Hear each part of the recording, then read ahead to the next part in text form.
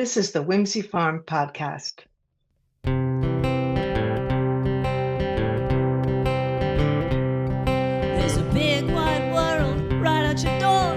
Good people doing good things. Whoa, it's a big, big wide world.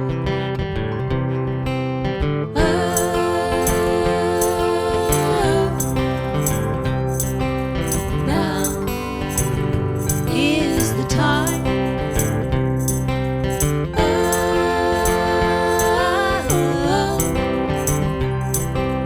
Now is our time. Welcome. On episode 2 today, we speak with sociologist and author Betsy Leondar-Wright. I've followed Betsy's work for decades, especially her first two books, The Color of Wealth and Class Matters. She spoke to me from her home near Boston late last winter about her new book, Is It Racist? Is It Sexist? Why Red and Blue White People Disagree and How to Decide in the Gray Areas. One of the reasons I'm excited about your book is because I think it touches on a bigger theme that's so important right now is the bifurcation in our society and the Yeah, increasing abyss of I just can't talk to them. I just don't understand where they're right. coming from. How can they believe that? No, Which it's just divides and divides. And is gosh, it racist? Is it sexist? I think holds one of the keys to understanding each other more deeply. that was some of our goal. Yeah, for sure. Is that we need some more civil conversations and more understanding. Like I definitely understand conservatives and Trump voters so much better since doing these interviews and analyzing them. So yeah, I hope it's doing that for a lot of other people too. So I like the way you set things up in your book with, and I should say you co-wrote this with Jesse Stribe. So Yes. the way you and Jesse set this up as the courtroom metaphor really helped me sink into an immediate understanding of it. Can you Yeah. talk a little bit about that construct? And then you also offer some wonderful vignettes or setups to help us see a specific picture. Let's talk about the construct and how you set those up. Okay. Yeah, so we were curious about why were white people in particular, white voters, s- diverging on understandings of racism and sexism so dramatically in recent decades, and decided we'd talk to a lot of them. So we talked to 127 people, and we didn't know what to expect. We asked them about a lot of things in the news and things in their lives, and these fictional vignettes, as you were saying, um, where we'd say, here's a situation, whether it's a pay gap between women and men situation, or a police shooting of a black civilian, unarmed civilian situation. We asked them, uh, is there racism, or is this person racist, or is this person sexist, and or this situation, and what we discovered is that roughly half of people we talked to tended to say no to most of the scenarios, that no, it's not conclusively, either there's just no racism or sexism there, but also sometimes that there's not enough evidence to to make that judgment call. And about half tended to say yes to most of the scenarios. Um, and so we were like, when you get findings like this, you need a way of explaining them, expressing them without, going at great length. And so we came up with this courtroom metaphor that we put them into an imaginary courtroom, and it's like we're all on a jury. We all get asked to judge, are certain things racist or sexist, all the time. If you start looking for it, online controversies and things in your family and your workplace, we all get asked to make judgment calls all the time about, is something racist or sexist. And so pretend we're on a jury and we have to vote to acquit or convict. And so roughly half of our people um, both racism and pretty much also true on sexism, would we say they are acquitters because over and over again they say no. They don't reach that judgment of it's racist or it's sexist. And the other half we call convictors because almost always they say yes, there is enough um, evidence to convict that yes, there's racism, yes, there's sexism. So the interesting part was not just the yeses and nos, which we kind of could have predicted. Obviously, the acquitters tend to be more conservative, and the convictors tend to be more liberal in most cases. But why? What's behind? Why would people look at an identical situation, these cartoons with stories attached to them, and reach opposite conclusions? So we dug into the very dramatically different definitions of what racism and sexism are, but also the different methods of reaching those conclusions. So why don't I give an example of one of the vignettes that will illustrate the different methods. So we have some of these are big society-wide things, and some are these small situations. So in this small situation, there's a man lying in a hospital bed, and you see in the doorway a woman in a white coat coming in, and he says, "Hello, nurse." And she says, "I'm your doctor." And she looks very frowny and cross. The acquitters, so we say, is he sexist? Is he being sexist? The acquitters conclude, no, he's not. And the convictors say, yes, yes, he is. So watching the acquitters, when we say, so why do you say so? The ones who concluded no, they took what we call an investigative approach. And they looked at all these alternative explanations. So they said, is he on any meds that would cloud his mind? How far from the door is he? What angle to the door? Could he see her name tag? And so they they say there's not enough evidence. There, by their standards, there's innocent till proven guilty, and they feel like, hey, give him a break. He's a sick guy, um, and to them, it's sexism means intentionally trying to harm a woman. They have these narrow definitions, so they're like, let's not brand him with that. So that was really interesting, the investigative method and considering alternative explanations, and then saying there's not a preponderance of evidence. The the the convictors didn't do any of that. They didn't consider alternatives. They didn't ask questions about the case, about the scenario we gave them. They just said yes. And we were like, okay, why? What's behind? And what they went to is this happens to women in high professional positions all the time, that they get seen as being in a lower level, traditionally female occupation, and some of them even had hospital experience and was like, yep, that happens to the women doctors all the time. So we call their way of thinking algorithmic thinking because they were more aware than the others were, than the acquitters were, that there is a pattern, or there's a real pattern of specifically female doctors being mistaken for nurses, but also all women who attain high professional positions or going to traditional men's roles, not being believed that that's who they are. So they were more knowledgeable about the pattern. They think algorithmically, and they assume the case matches the pattern. So it's two different mental processes that just, if we just understood that our definitions are different and our ways of approaching a question of is it racist or is it sexist um, is different, we could sort of understand each other better. And both of those methods have strengths and weaknesses. So it's good to ask a lot of questions. It's not good to only look at the case and disregard the fact that there's a wider social pattern, as the acquitters did. They're like, it's a, they're like, it's just about the one case, guilty or innocent. That's a downside because you do need to understand the bigger patterns of inequity.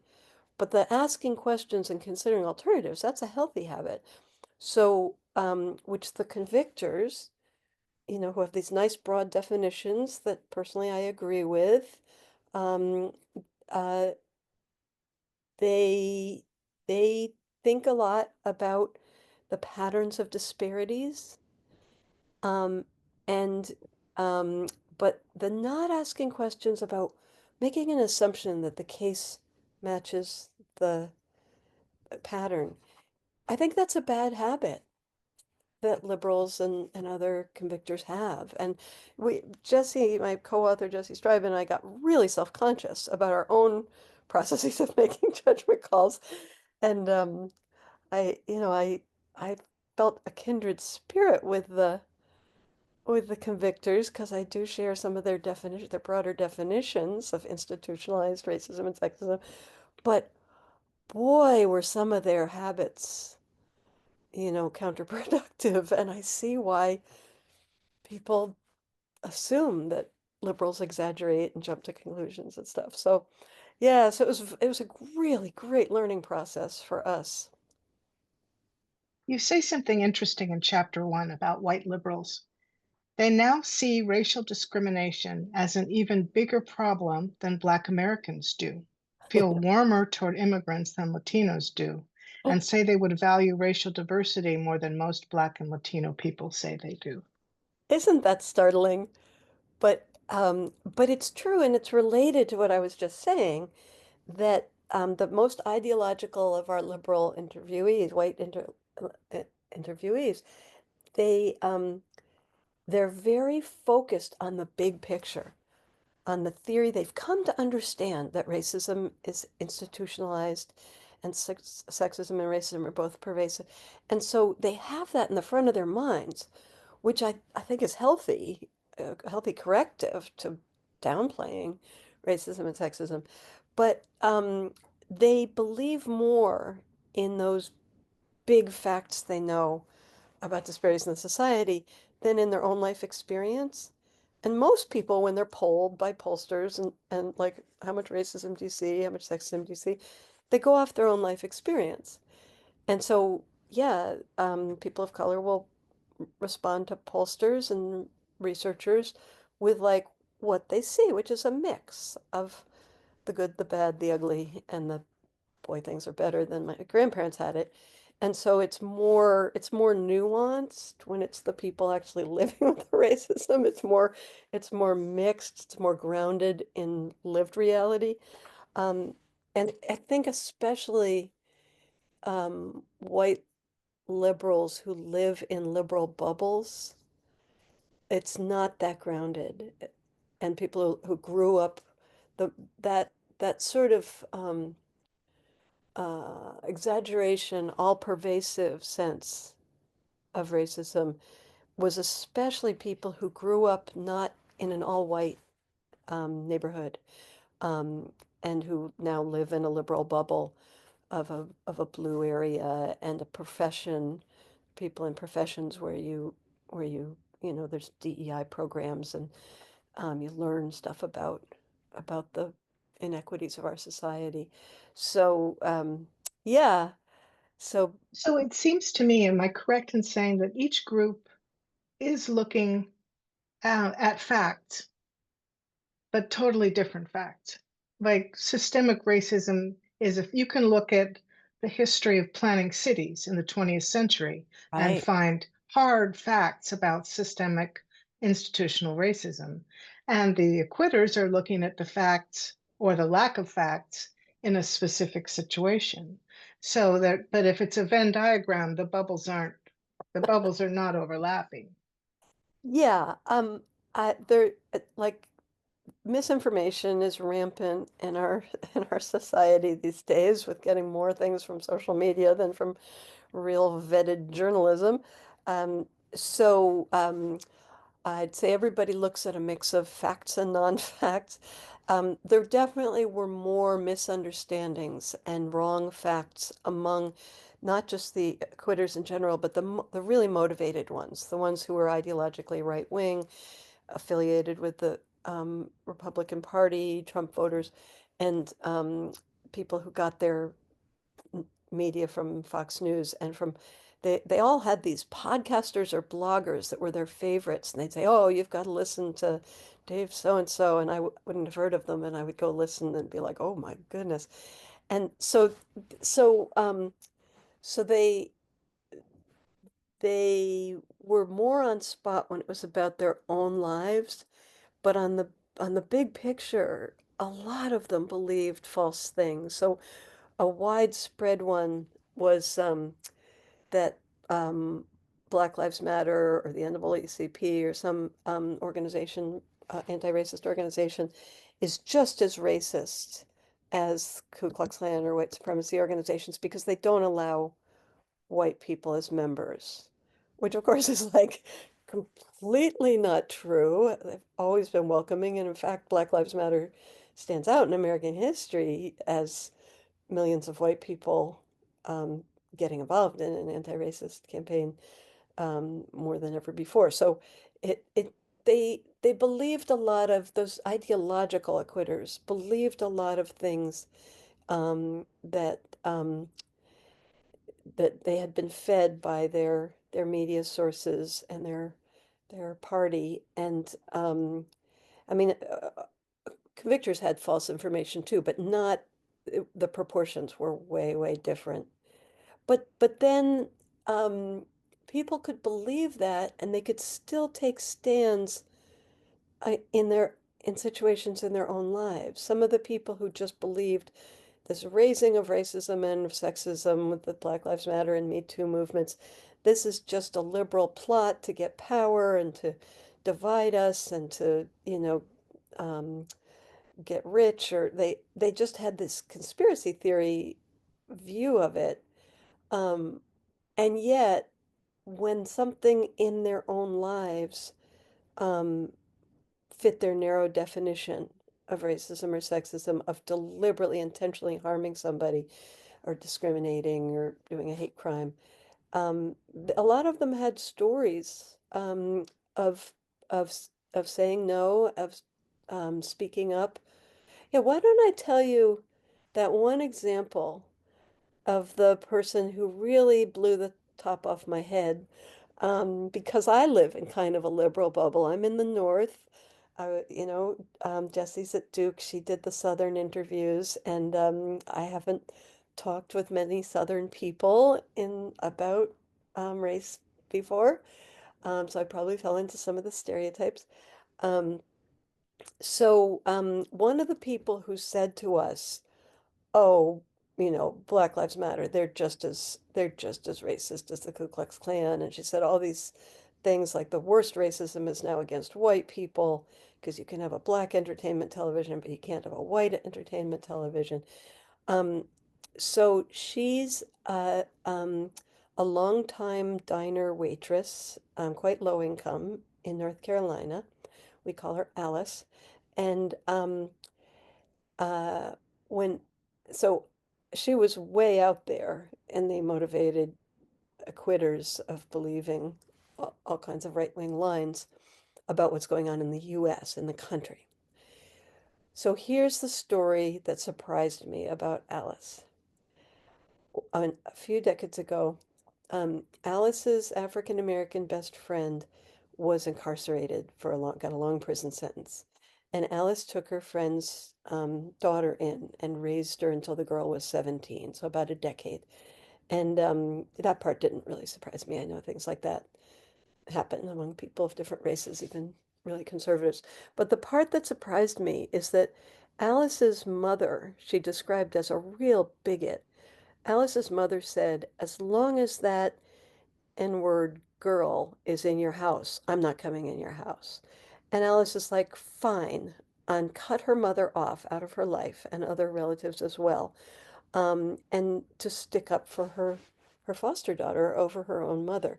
So to me, that took guts. I respect that, that choice to reject the racists in her family.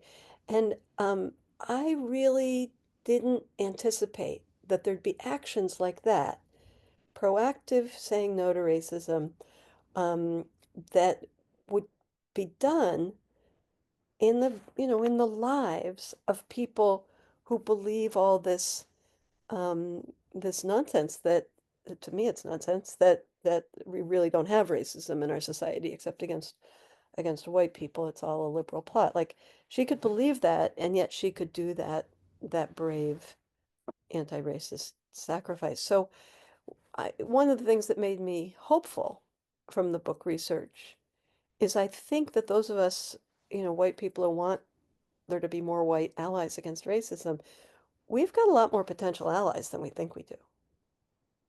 And that was a remarkable story about Alice. Uh, really visual. You could just see it, Yeah, her standing up to her mother.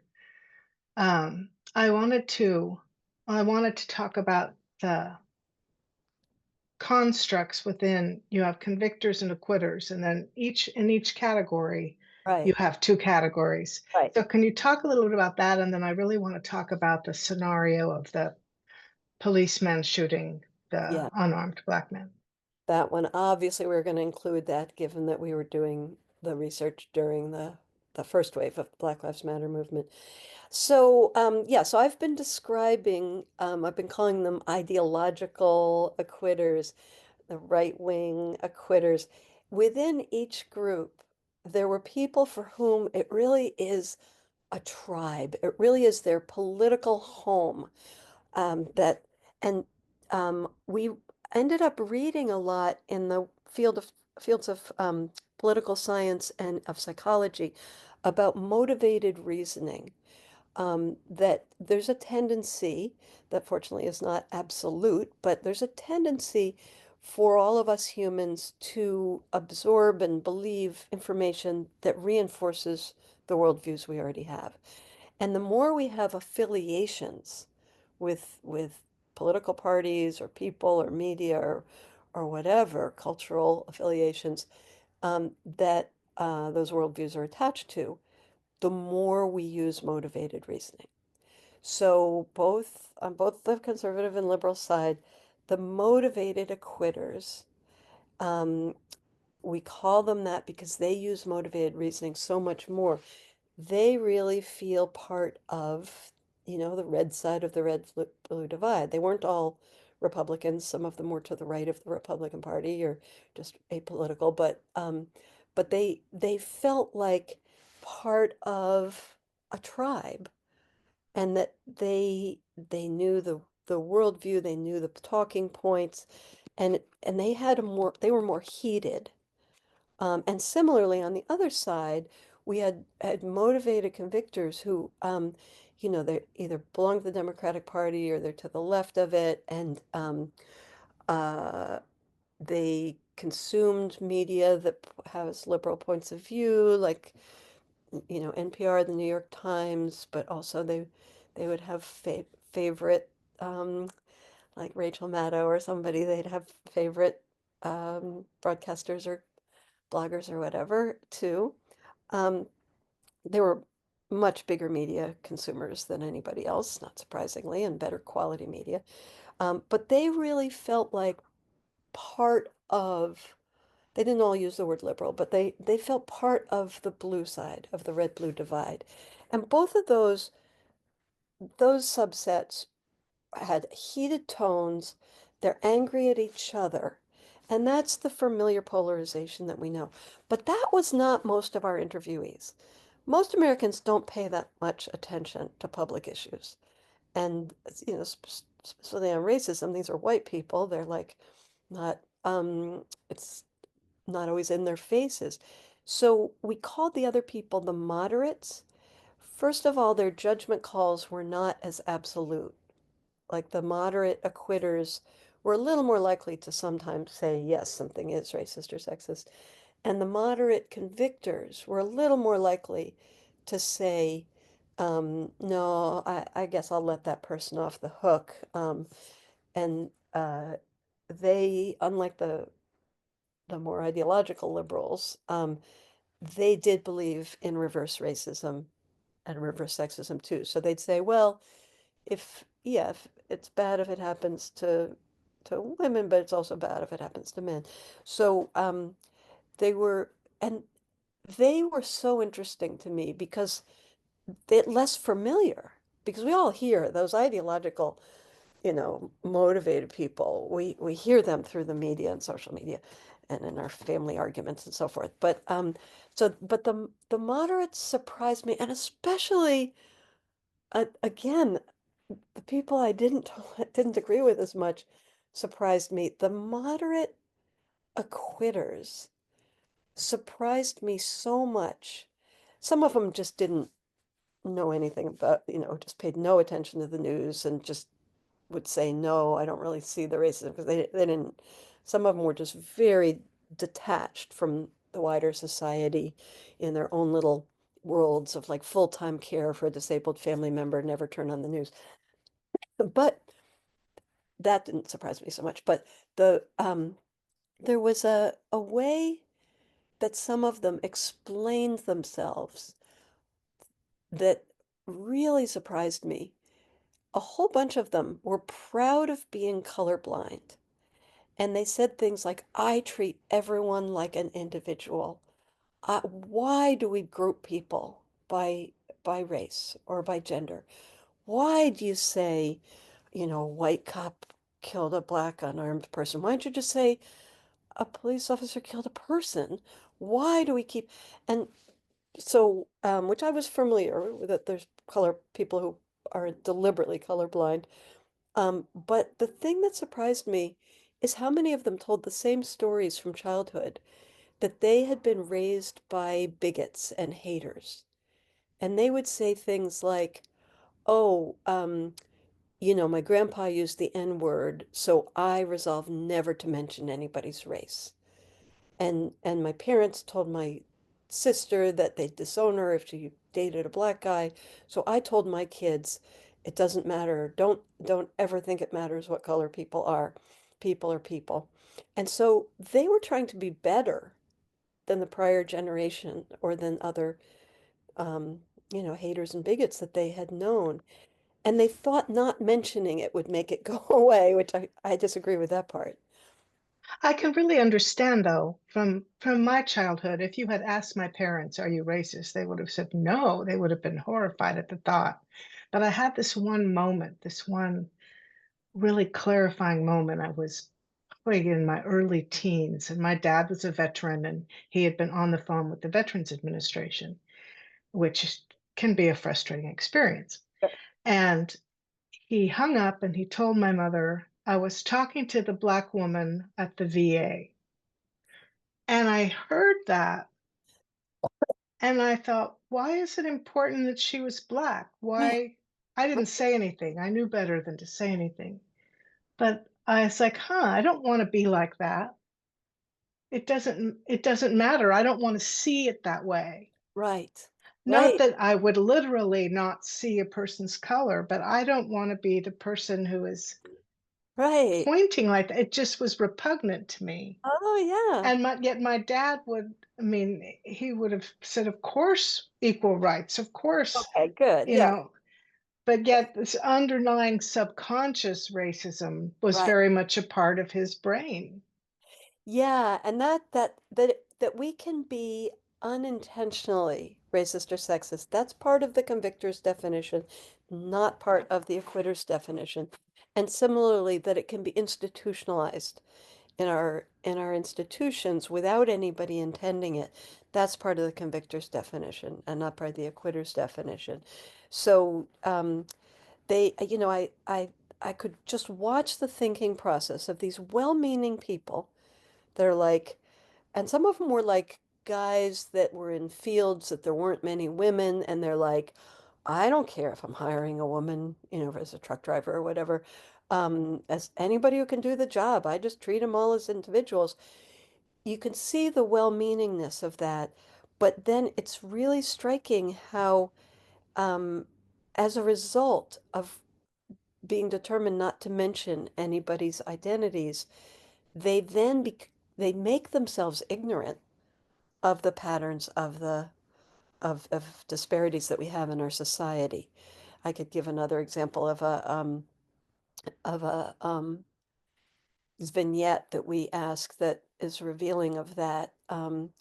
So I think it's a dead end. I'm just saying that for your listeners that I think, of course, we'd love a society where you're treated the same regardless of your race or gender, but saying right now I'm going to be colorblind, that leads you into trouble. So, okay, so here's one. We, of course, had to dig for do people believe in institutionalized isms? So we have a scenario where there are two men have heart attacks, and the man whose parents are from Mexico, um, he dies because the hospital in his neighborhood doesn't have a specialized cardiac unit, and the white man lives because the hospital in his neighborhood does have a specialized cardiac unit, and the doctors try their best to save both of them, but only one of them makes it. So, is there racism in this situation?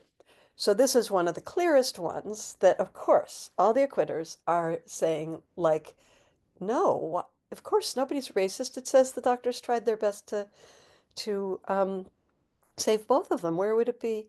Why would it be racist? Um, and that was just as true of the moderate acquitters. They're like, no, what would that even mean? That the hospitals should cure everybody, um, to give the best care to everybody.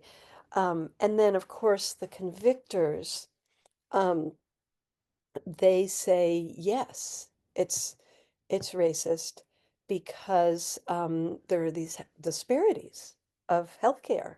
There are disparities in hospitals. There are disparities in who gets into clinical trials. There's these disparities by race and ethnicity and nationality.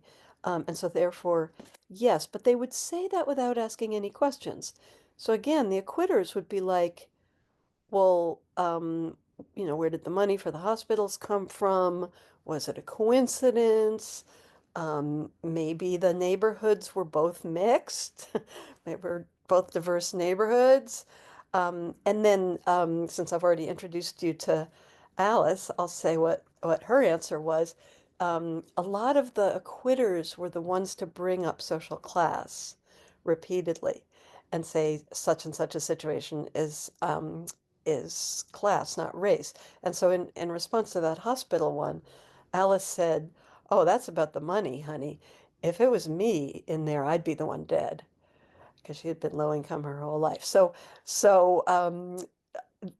That was another way it was startling for me, since I didn't agree with their conservative views in a lot of ways, but I did respect them for bringing up the possibility that sometimes class and race are very intersectional, and sometimes something can be class. And hard to know where the line, you know, the one class ramifications end and race ramifications begin, really impossible to tell. Yeah, so you had wanted to hear about the police Oh, shooting. Did yeah, you the have police a story? shooting. Let's talk about that. Yeah, yeah. So, we developed these vignettes. We had to choose which stories from the news, which what kind of scenario to make up for these storyboards to show the interviewees. And that one was, of course, that one didn't take any thought because this was the hottest thing about racial inequality in the news at the time was police shootings of unarmed Black men in particular, and or people. And so we have it, there's two panels in the cartoon. There's one where there's what looks like a young Black man holding a cell phone in his hand and a white police officer firing a gun at him, and he's falling down.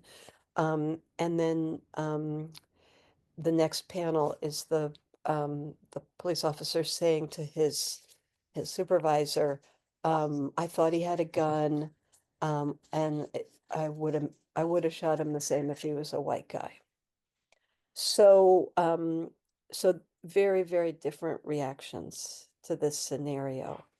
Um, Once again, the convictors said said yes, of course, this is right. We said, is this is this racist? And they're like, of course it is. And a lot of them knew the patterns that it is disproportionately African Americans, men, and some other people of color that are shot by police, disproportionate to their numbers in the population.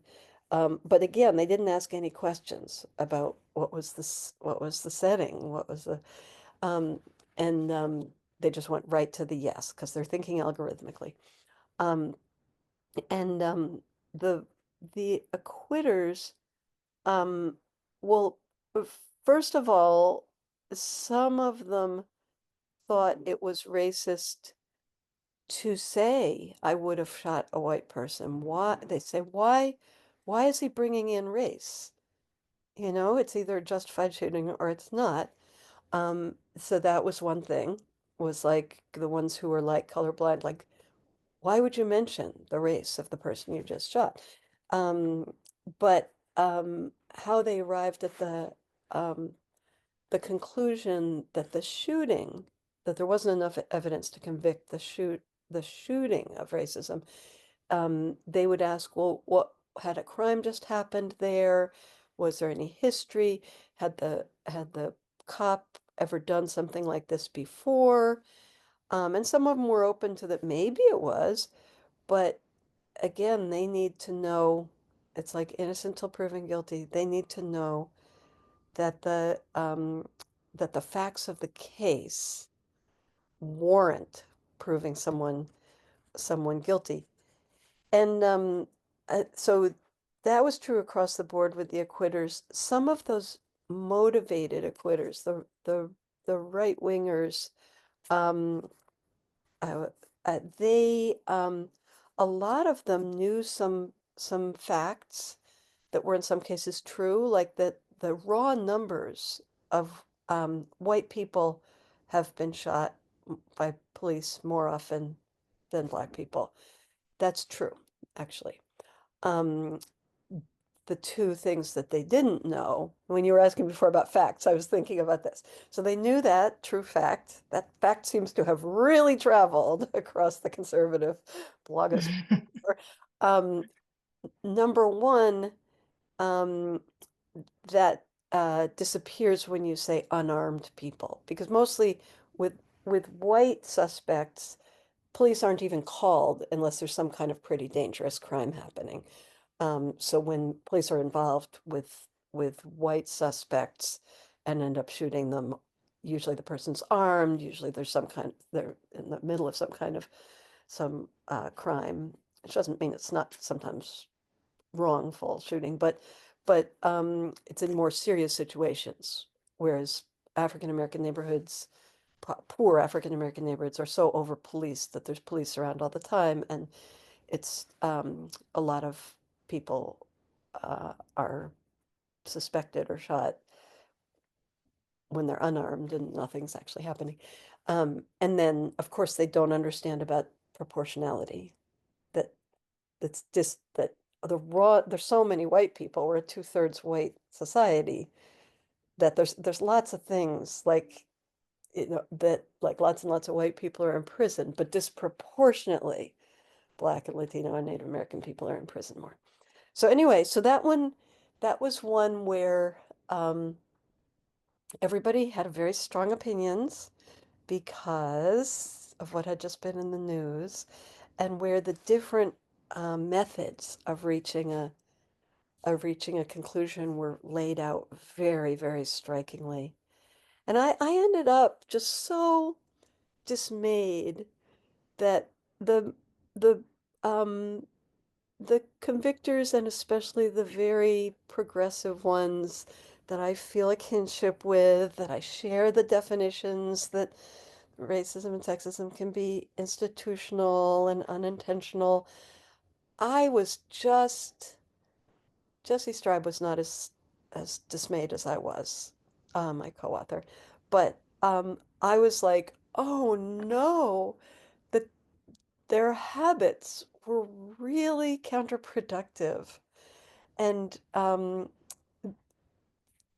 it made me sort of get it more about why people feel like there's a problem with liberal people, canceling celebrities or canceling people or shunning them online because of a suspicion of something that they said, or just the case inferring is what we call it. Like, it's good to know the broad patterns, but it's not good to infer and it's to infer that every case matches the pattern.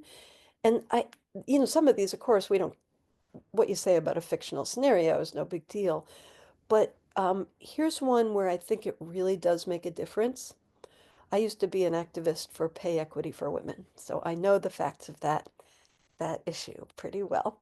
And so a number of the motivated convictors, the ones who said yes, yes, yes, they see racism, they see sexism every time we asked, a number of them told us that they are sure that women at their own workplace are paid less than men doing the identical job. And in one case, it was public record, and we could actually look that up and find out, and it wasn't true.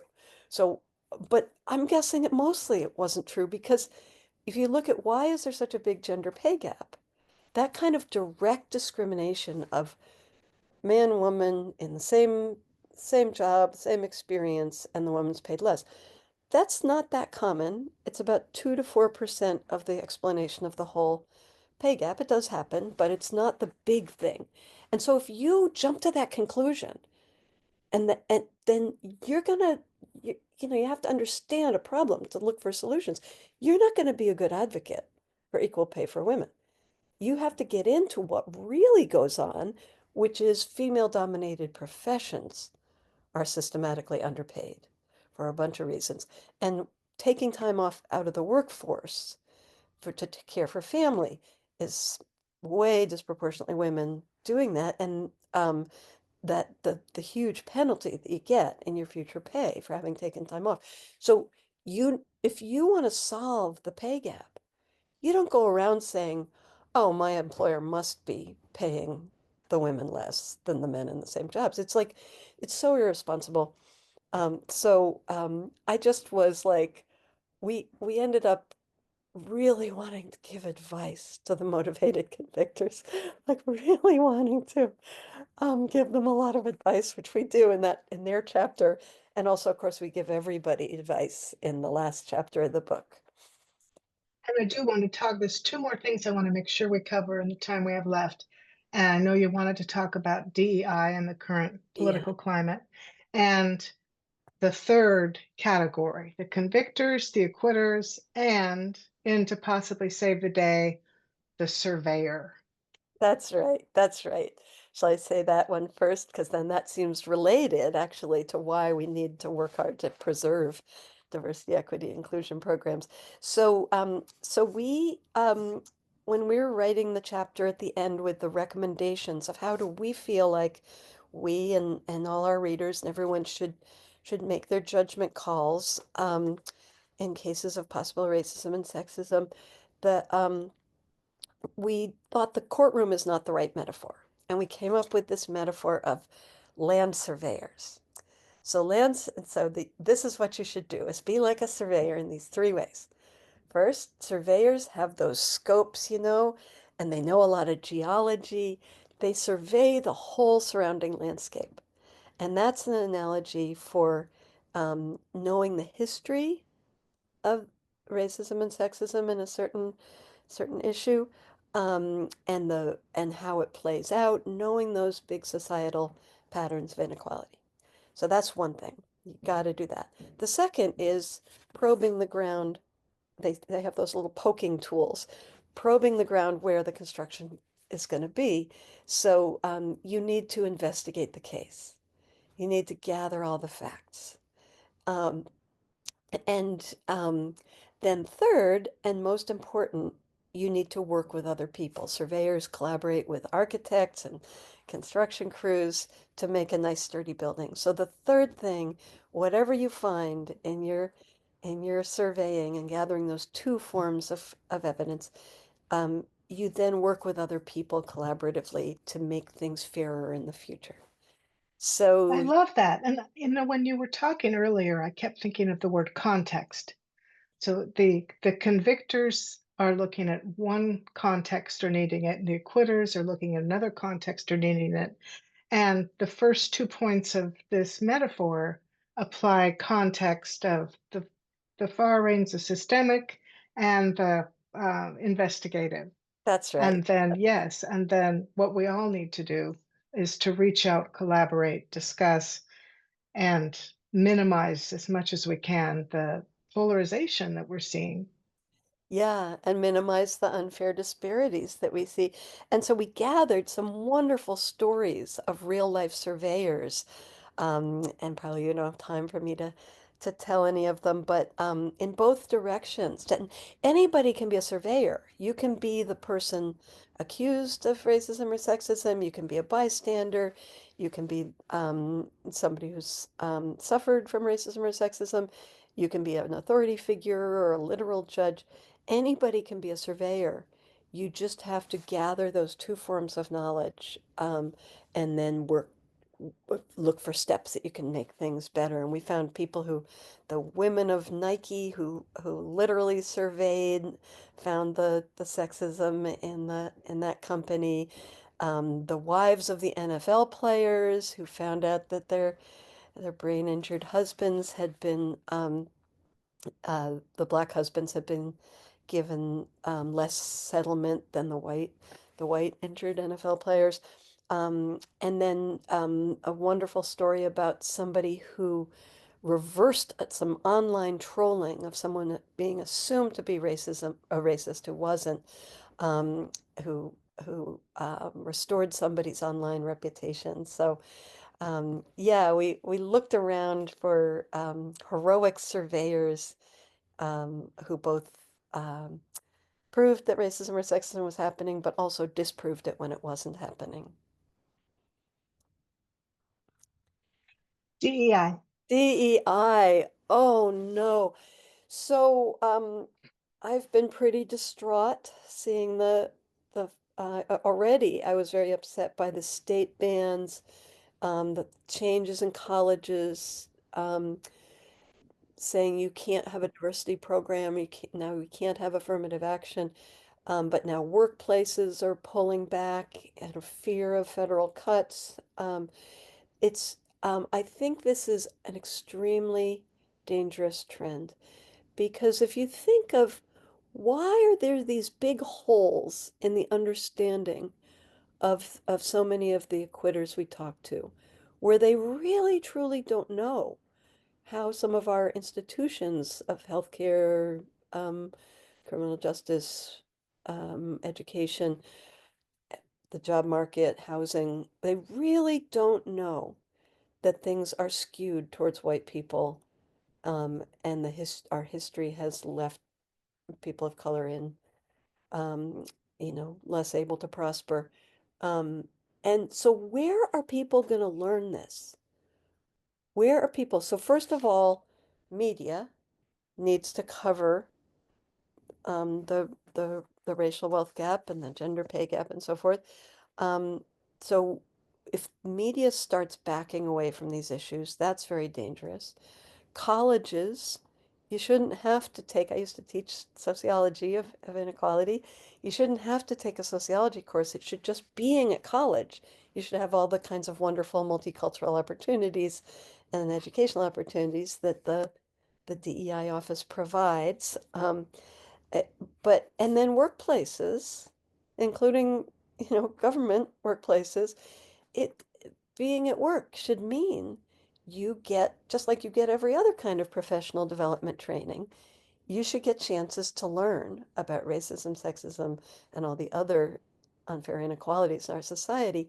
And so think about the upcoming generations, the people who are young today, having the books taken out of their libraries, having them be forbidden to learn about the history of racism or of the civil rights movement, having that be forbidden from their textbooks and their classes.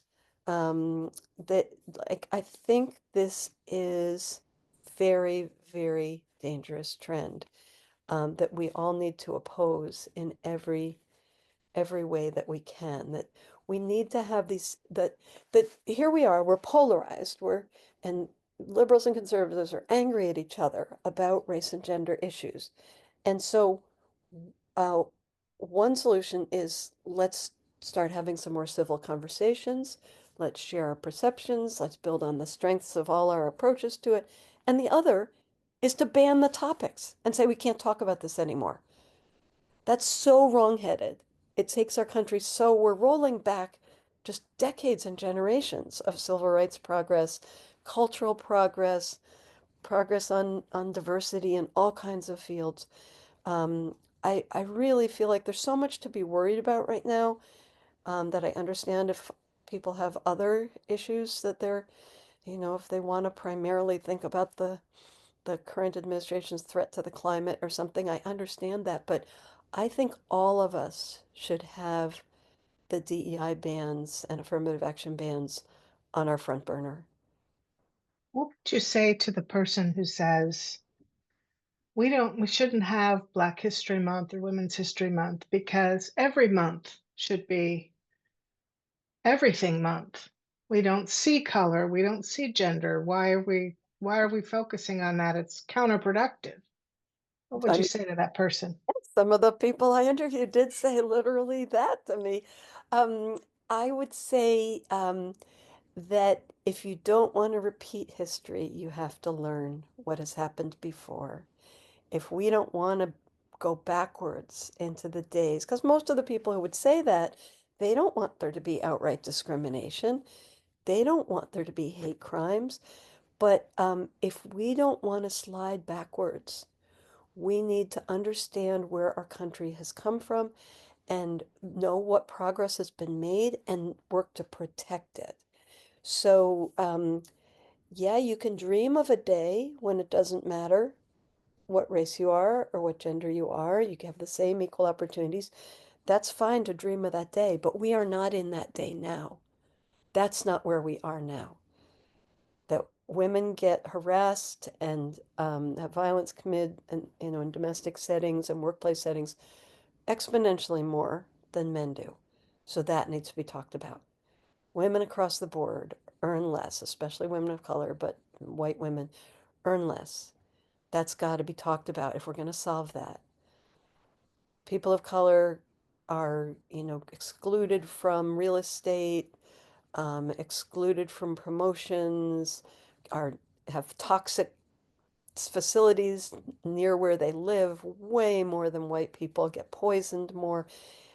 If you don't want that to happen, you have to have everybody informed that it is happening. So, yeah, I'd like to see, the sociology of and economics of race and gender be taught in high schools. But I'd settle for at least us getting civics back. We used to have civics. We don't even have that anymore. And now what they're taking out of the libraries and taking out of like we should celebrate the ways that we're a diverse society and not see it as, oh, if you raise race, you're somehow doing something threatening. And the idea that young white people are going to be made to feel guilty or bad about themselves, that there's something wrong with them for being white, it's just imaginary. It's not. I've taught lots and lots of young white people about racism, and lots of men about sexism, and uh, I think that that's just basically made up. It's a smokescreen for a real power grab, because it's empowering to learn about history and to learn that there's ways you can be an active ally. I've seen so many young people who are in, the dominant identities, really gain in their sense of personal power and being proud of themselves because they learn how, as a man, how to stand up against sexism, be an ally to women, straight people to gay and trans people. And so many white people, for a lot of us, it's a positive identity. Like, I understand the ways that history has been kinder to my family than to families of color.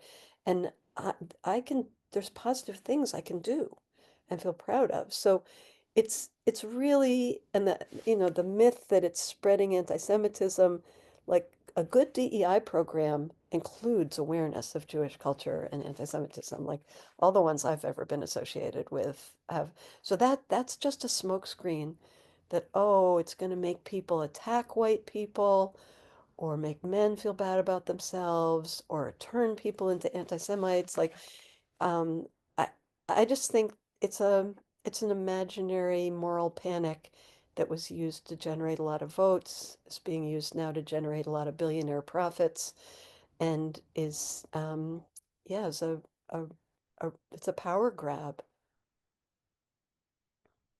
Thank you. I want to show your book. Is Hey, it racist? Is it sexist?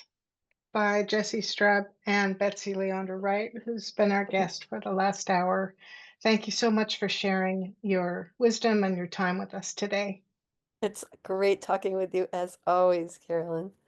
Thank I've been speaking with Betsy Leondar-Wright, co-author of Is It Racist? Is It Sexist? You can reach Betsy through her website, www.classmatters.org. There you'll find a discount code for the book, as well as links to upcoming workshops and a teaching and discussion guide. That's www.classmatters.org. That's it for the Whimsy Farm podcast today. I'm Carolyn Crane, your host and producer. This podcast is produced on the sacred ancestral land of the Anishinaabe people. Thanks to the California band Castle House for writing and performing our music. Thanks to our underwriter, Just Play Productions, and our Patreon members for their support of today's podcast.